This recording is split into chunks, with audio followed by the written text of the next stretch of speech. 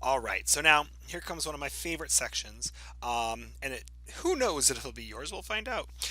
It's section 3.4, and what we're going to be doing is doing more antiderivatives. Okay, so just building off of what we were doing in section 3.3, except now we're going to learn a new technique. This technique is called the substitution technique. And it literally is what it sounds like. We're going to substitute. So just as a quick reminder, let's say, for example, I told you something like this. Y equals 3x minus 4. um, for a, and then I told you a is the same thing as x squared plus 5. Well, then what we could do is say substitution says everywhere I have an a, I can replace it with all of this. So therefore, what I'm going to say is that would be the same thing as 3x minus 4 times x squared plus 5, because I take that and substitute it in. Okay, that's what we're going to do. We're going to use substitution to help us get through some harder problems. Get us through some problems that we would not see as being one of our general rules, one of our basic antiderivative rules that we learned in the last chapter, last section. So, taking a look at this first problem, okay, what you should notice is this looks like a product rule. So our tip-off to when we want to use substitution technique is it will look like a product rule or quotient rule. And instead of worrying about how to do those rules backwards, what we're going to do is use substitution and substitution technique, and then in the next section we're going to learn another technique that's called by parts. These rules will undo products and quotients, but it's not like just doing those rules backwards. We're going to have actually different techniques. So this section, we're just going to worry about substitution. So, and the tip off here is you'll see we have a function of x multiplying a function of x. So kind of like a product rule. So we're going to try substitution and hope it works. Now, the first part of this comes with experience. So I will show you, I'm going to walk you through the problem, then I'll go back and show you how I look at it.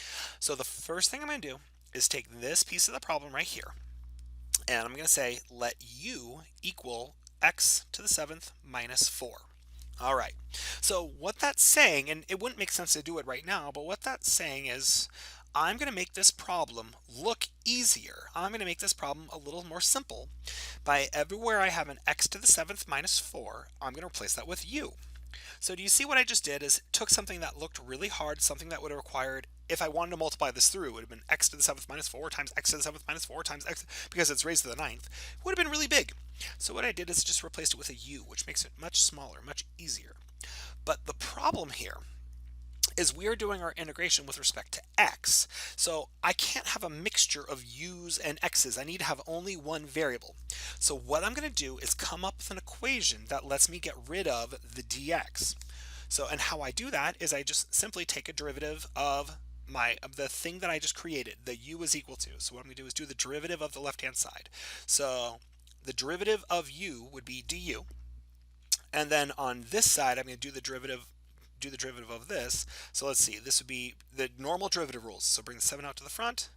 7, so I subtract 1, so that gives 6. Derivative of negative 4 would be 0. So that's just going to leave me with 7x to the 6th dx. Now, if you think about it, what we could do is do the integration of both of these sides if you wanted to. We're not going to. But what would be the integral of 1? Well, the integral of that would bring us to u, and the integration of this would bring us back to that. But again, we're not going to integrate it. What we've done now is just by doing our derivative, where I said the derivative of u is du, and the derivative of this function would be this times dx. Fantastic. So now I have a little formula. I have a little equation. I know if I have 7x to the 6th dx everywhere, actually I should do that in a different color. There we go. Everywhere if I have a 7x to the 6th dx, I can replace that with du. So if you notice here, I have a 7x to the 6th. Now this is all just multiplying, right? So I have a 7x to the 6th times u to the 9th times dx. So if you wanted to rewrite this, you could, because multiplication is commutative. I can switch the order around however I want. 7x to the 6th dx. So there you go. So now you will notice I have exactly what I need to substitute. So therefore now I can do the integral of u to the ninth, and then everywhere I have a 7x to the 6 dx, I can replace that with du. All right, so now you will see we started with something that was very complicated. When you look back at the original problem, there is no way I could see how to use my integration rules. But by carefully picking my u, I was able to then do the derivative of that and sub everything in. So now all of my x's are gone. All I have left is u to the something du. And now I know how to do this integration. What is the integral of u to the ninth? Well, the integral would be, what do? We add 1 and then divide by plus c. There we go. We're done. Well, not quite. We're super close. Did we start with u's in our problem? No. We started with x's. So we have to get back to that. So we have our little formula here, though. We know everywhere we have a u, we can replace that with x to the 7th minus 4. So therefore, what we can say is, all right, everywhere I have a u, I replace that with x to the 7th minus 4. And there we go. There is your antiderivative. And how can we check this to make sure it's actually right? Yeah, did you say take the derivative of it? Absolutely. So if you want to convince yourself that this is the correct answer, take the derivative of it, and does it give you back what you started with? Well, let's verify that really fast. You don't have to do this for every problem, but we absolutely can do it just for the first one. All right, so what is, if I started you off with a function that looked like this, there we go, what would the derivative be? Well, the first thing, so that'd be y prime, right? So bring the 10 out to the front, x to the 7th minus 4, subtract 1, divided by 10, because that constant stays.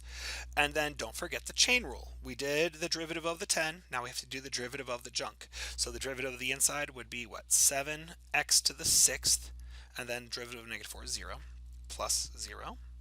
So therefore now we can do a little bit of simplification, say that 10 divides with that 10. So leave me with y prime equals x to the 7th minus 4 raised to the 9th times 7x to the 6th. And going back to compare to the original problem that we started with, the order is slightly different, but remember it's just multiplication. We have 7x to the 6th, 7x to the 6th times x to the 7th minus 4 raised to the 9th, x to the 7th minus 4 raised to the 9th. So it looks perfect. So there's our answer. Okay, now going back and looking at the key thing to getting started on these problems is picking your u, just getting it. And unfortunately, what makes integrals hard, what makes antiderivatives hard as far as substitution technique goes, is it's a little bit of guess and check. You just try something. Now, there are some tips, there are some patterns that you will notice that make you a little more confident on what you're choosing. So, for example, for this problem, what I noticed was I had x to the 7th and an x to the 6th. So when I do the derivative of x to the 7th, I always get x to the 6th. So that was my tip-off of why I was setting u equal x to the 7th minus 4. Because when I do the derivative of that, I get something that I have on the outside. And when I get that thing, I'm able to use it to find my du, to find my replacement for the dx. Okay, so the logic I used is if I have something x to the 7th, let that thing be equal to u. So when I take the derivative, I get the next piece. So let's go ahead and take a look at this problem. Using that logic, can you figure out what you want to set your u equal to? Go ahead and pause the video, see if you can figure out your u. Okay, hopefully what you saw is you said, look, I've got something x to the 4th and x to the 5th. So what I want to do is let u equal x to the 5th, and what we're going to do with constants is always just tack them on, add them in there, because when we do the derivative of them, they always become 0. So what I'm going to do is say, all right, u is equal to x to the 5th minus 100. So now the derivative of that would be du, right? And then the derivative, bring the 5 out to the front, x to the 4th, derivative of minus 100 would be 0, and then that would be dx. So now let's look for substitutions. Everywhere I have an x to the 5th minus 100, I'm going to replace that with u. And if I have, hopefully I have 5x to the fourth dx. Do I have that? Absolutely, 5x to the fourth dx. So therefore, I'm going to replace that with du. And you could either write that in the numerator or just do 1 over, because it's multiplication, just like anything. So this would be multiplying to the numerator. And now you can see we started with something that looked pretty scary, pretty convoluted, pretty busy, and now we've come up with something that looks much easier. What is the integration of 1 over u? Is that one of our basic rules? I hope you recognize it. I hope you recognize this and you say, oh, that's just natural log of u. And then is that correct? I hope you're saying no, because you need to have plus c. Now, can we leave our answer like that? No, because we didn't start with u's, so we can't end with them.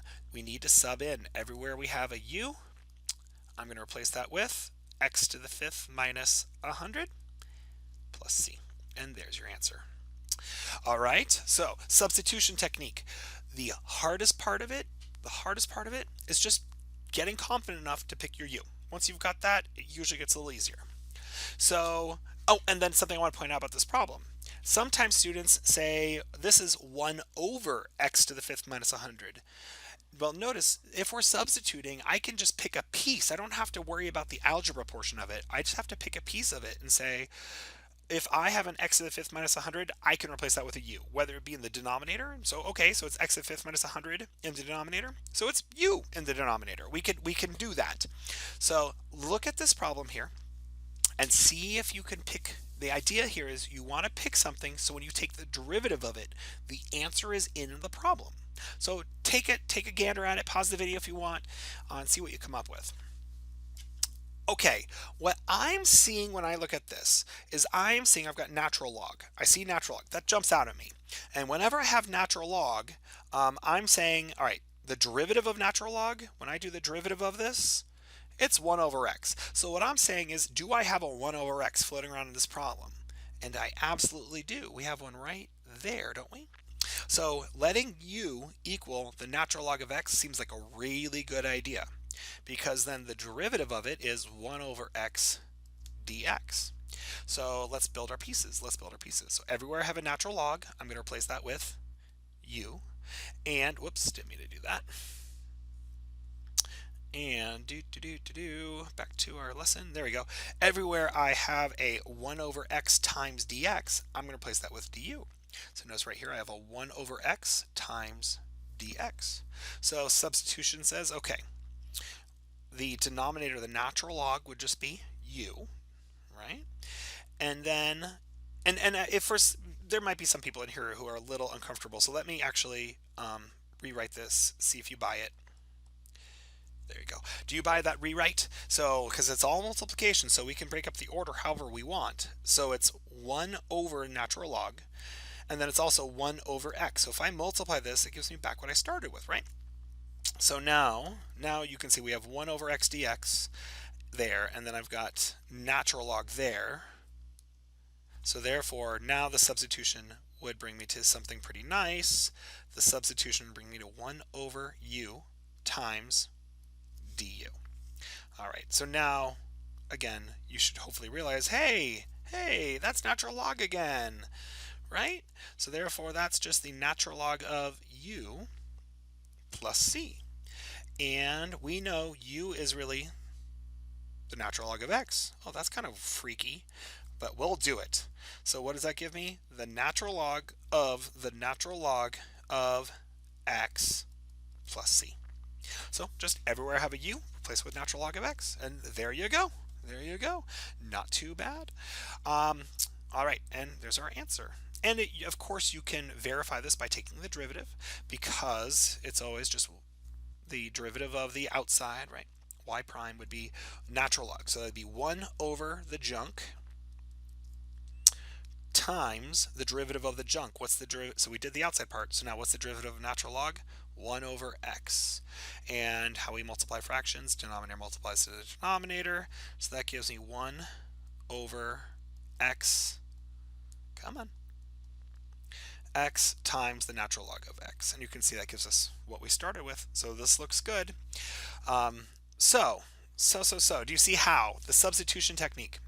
really helps you take something that you would never see it otherwise. And using substitution, it allows you to get through the problem and with using just our basic derivative rules. Okay, so now just a few more. When we have the integration of those was easy as long as we had e to the x, right? Because the integration of e to the x is e to the x plus c. So the substitution here has a slightly different thought process where we don't really care what the derivative is. We're not looking for it out here. All I care about is turning e to the into e to the x. So u would be what? Negative 4x. So that way my substitution, if you think about your substitution, would be e to the u. So now I just got to worry about, I got to come up with a formula for dx. And how do we get that? Do the derivative of this. So what's the derivative of this? Du equals negative 4. All right, bring the 1 out to the front, so that's x to the 0, and that's it. So negative 4 dx. Well, we got a little problem here. We got a little problem. When you look at this problem, I don't have negative 4 multiplying my dx. I just have dx. Well, so what can we do? There's a couple different techniques. The one that I find that I like a lot is called the inside-outside technique, okay, which is just the idea of saying, look, I need a negative 4 to be multiplying my dx. For this thing to match, I have to multiply a negative 4. So what we say is, well, if I multiply the inside of the integral by negative 4, I've got to keep it balanced. So what I can do is divide the outside by a negative 4. So that way, if you think about just kind of multiplying this in, that negative 4, they divide, they make a positive 1. And so we really didn't change anything. We just changed how it looked. So now the substitution step would say, okay, the negative 1/4 is still on the outside, but it's e to the u du. And how does having a negative 1/4 affect me? Well, it really doesn't, because it's just find your integration, then take that answer, multiply by negative 1/4. And what's the integral of e to the u? That's the easy one. It's e to the u plus c. And as we already know here, u is negative 4x, so it's e to the negative 4x plus c. And this is a little mind-boggling to some students, so let me show you. If you wanted to, you could distribute this. So we could just distribute this. So it would be negative 1/4 e to the negative 4x plus. And here's the fun part. We have to remember, c is just a constant. So if I multiply it by negative 1/4, it's still just a constant. So it kind of absorbs the constant we multiplied it by. That freaks some students out, and some authors, to show that we just multiplied by it so our number is changed, they will change the letter that represents your constant, but it's still the same idea. The constant is multiplied by a negative 1/4, it's still a constant. It's not a variable. There's no x's multiplying it. So you can do that. I believe your book just absorbs everything into the c. So I hope that concept makes sense there. So there's our answer. Okay, another way of doing this is a different way. It's the same idea, but instead of doing the inside outside, so I'm going to erase this. But so instead of doing the inside outside, what some students or some people do is they say, I can work this. I can work both sides of it. I can divide by negative 4. Because if I do that, now I have an equation of du divided by negative 4 is equal to dx. So therefore, I know I have a basic easy substitution. I have e to the u, and everywhere I have a dx, I replace that with du divided by negative 4. And if you wanted to, you could pull this, because it's a constant, you can pull it out of your integration and write your negative 4 out here, and you will now notice we have the exact same thing we had before. So now we can do the integration of this, so that just the integral of e to the u is e to the u plus c, and therefore now I know u is negative 4 to the x plus c. And there you go. Okay, so any way you want to get there is fine. Those are two different ways. There's even other ways as well, but there you go. There's the idea. And the way I approach this is I don't like to mix. I keep all my u's on one side and I keep all my x's on the other side. So for my substitution, that's how I always look at it. I never mix my x's and u's. That's not a steadfast rule. Some books teach it where you do mix them for this kind of solving idea. But I think students at our class, at our level, have the easiest time if you use one of the two techniques I showed you, either the inside outside or the I'm just going to solve over, and there you go. All right, so for this problem here, see if you can find your u. Give it a shot. Think about what you want to do. Okay, so does this e to the whatever problem fit the same mold as the last one? Well, the last one, our logic was that we wanted it to be e to the variable. That's what makes it easy for us to do integration of e. Well, this problem already has e to the variable, so we don't have to change anything. We don't need to fix that. So maybe instead the logic we could use is the derivative idea, that first type of problem. When I do the derivative of it, I want the answer to be in the problem. So u of e to the x, if I do the derivative of that, it is e to the x dx. Oh, I have that right there. So instead of letting u be e to the x, because you see we have that denominator down there, maybe we'd like to have it as a plus 1. Because then when I do the integration, I just have a u in the denominator, and that's really nice because we know the integration of u du is a natural log, right? So we like having that look. So that's the logic I look at. When I see this problem, I say, I like this. I want to change that denominator to a single variable. I want to change that to a u. And the derivative of that, the derivative of e to the x plus 1 is really nice. It's just e to the x dx. And that's staring at me right here, e to the x dx, e to the x dx. I really like that. So therefore, that's what I'm going to do. It's going to be 1 over u du, and there's that same integration again. The integral of 1 over u is natural log of u plus c. And therefore, did we start with u's? Nope. So we can't end with them. So it's a natural log of e to the x plus 1 plus c. And there's your answer. All right, one last problem.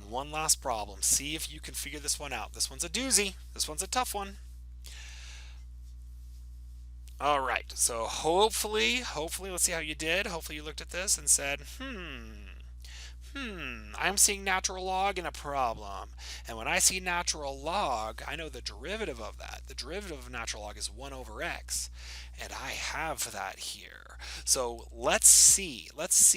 U equals the natural log of x. Well, then the derivative of that would be 1 over x dx. Let's see how that plays out. Okay, so the integral would be, all right, so now I'm going to have a u. Everywhere I have a natural log, I'm going to replace that with u. And so I've got u to the 8th plus 1 over, oh, sorry, not over, excuse me. And then this part, the x dx, that just turned into du. So let's see, how does that look? Can we integrate this? Do we know how to do it? Well, yeah, we do. Absolutely. So the integral of u to the 8th, well, that's power rule. So instead of subtracting 1, we add 1 and divide by that number. How do I integrate a constant? Well, that would really be like x to the 0. So then I add 1, which would make it x to the 1 divided by 1. Sorry, not x though. It's not x to the, it's u to the, there we go. So it's not x, there we go. U to the first divided by 1. All right, so let's just rewrite that. So it's u to the 9th divided by 9 plus u plus c. And we're basically done, except did we start with u's in our problem? No. So everywhere we have a u, we need to replace that with natural log of x. So we have natural log of x to the 9th divided by 9 plus the natural log of x plus c. And there you go. All right, so the trick to these problems, the best thing you can do is practice. Sometimes you'll pick the wrong u, and so then you just have to stop, take a step back, and see if you can find a different u to pick to see if you can figure it out. Please do not hesitate to send me pictures of your work. Show me what you chose as u so I can help see if you're what you're stuck on. Okay? So again, big idea for this section. We're looking for quotient rules, product rules, any when the integration has that kind of look to it, where it's got a quotient or a product or something like that. Our only technique we have at this point in time is u substitution. Pick a u, take the derivative of it, sub that stuff in, and see if you can then do your integration using the basic techniques. Okay, best of luck.